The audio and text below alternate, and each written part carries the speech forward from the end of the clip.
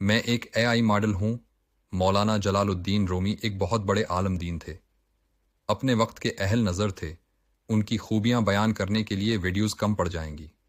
ان کے اقوال سن کر کمنٹس میں ہمیں بتائیے کہ آپ کو اور کسی کی AI تصویر میں ویڈیو دیکھنی ہے۔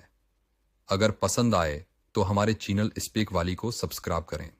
کسی کی پہچان علم سے نہیں ہوتی بلکہ ادب سے ہوتی ہے، کیونکہ علم تو ابلیس کے پاس بھی بہت تھا مگر وہ ادب سے محروم تھا۔ زمین پر ایسے لوگ بہت ہیں جو دکھ تکلیف، اذیت فریب اور دھوکہ تو انسانوں کو دیتے ہیں مگر معافی اللہ سے مانگتے ہیں۔ دنیا نصیب سے ملتی ہے اور آخرت محنت سے، لیکن لوگ دنیا محنت کے لیے اور آخرت نصیب کے لیے چھوڑ دیتے ہیں۔ جتنے سجدے جوانی میں کرنے ہیں کر لو، کیونکہ میں نے بڑھاپے میں لوگوں کو اکثر سجدے کے بغیر نماز پڑھتے دیکھا ہے۔ ہر انسان کو فکر ہے کہ مرنے کے بعد میرے بچوں کا کیا ہوگا، لیکن یہ فکر نہیں کہ مرنے کے بعد تمہاری پریشانی تمہاری بد عملی اور ناشکری سے جڑی ہوتی ہے۔ دنیا اگر ہاتھ سے نکل جائے تو بندہ غریب ہو جاتا ہے، اور یہی دنیا اگر دل سے نکل جائے تو بندہ ولی ہو جاتا ہے۔ نرم دل لوگ ہمیشہ دھوکہ کھاتے ہیں کیونکہ وہ غلط لوگوں پر بھروسہ کرتے ہیں۔ دوسروں کے سہارے جینا چھوڑ دیں، کیونکہ آپ پیدا ہی کھڑے ہونے کے لیے ہوئے ہیں۔ جس شخص نے اپنے راز کو اپنے تک محدود رکھا، وہ جلد کامیابی کی منزل تک پہنچ جائے گا۔ اپنی روح کا سودا کسی بھی چیز کے ساتھ مت کرو۔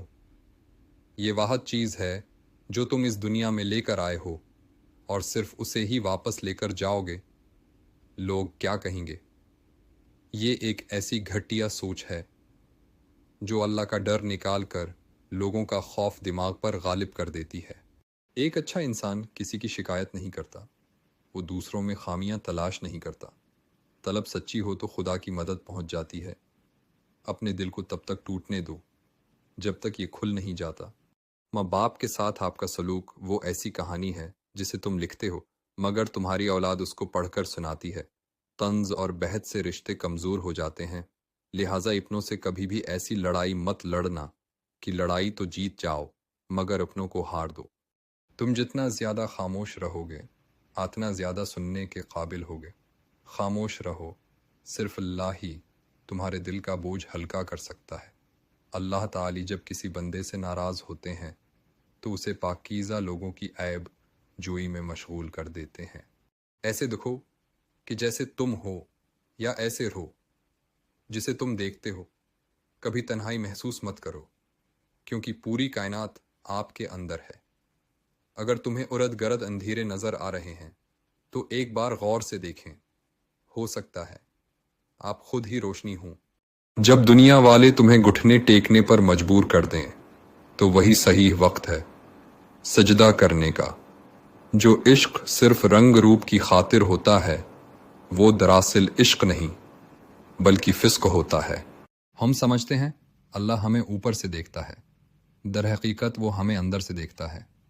اگر میرا علم مجھے انسان سے محبت کرنا نہیں سکھاتا تو ایک جاہل مجھ سے 1000 درجہ بہتر ہے۔ پیچھے مڑ کر مت دیکھیں۔ کوئی نہیں جانتا کہ دنیا کیسے شروع ہوئی۔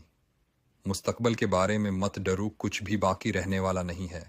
اگر تم ماضی اور مستقبل میں پھنسے رہے تو حال گزر جائے گا۔ گڑھا کھودنے والا خود اس میں گر جاتا ہے۔ کوئی برا آدمی سزا پائے بغیر نہیں رہتا، اور اچھا آدمی جزا پائے بغیر نہیں رہتا۔ حق پر یقین رکھو اور باقی جو ہوتا ہے ہونے دو۔ مجھ سے کسی نے پوچھا زہر کیا ہے؟ میں نے کہا ہر وہ چیز جو ہمارے ضرورت سے زیادہ ہو وہ زہر ہے۔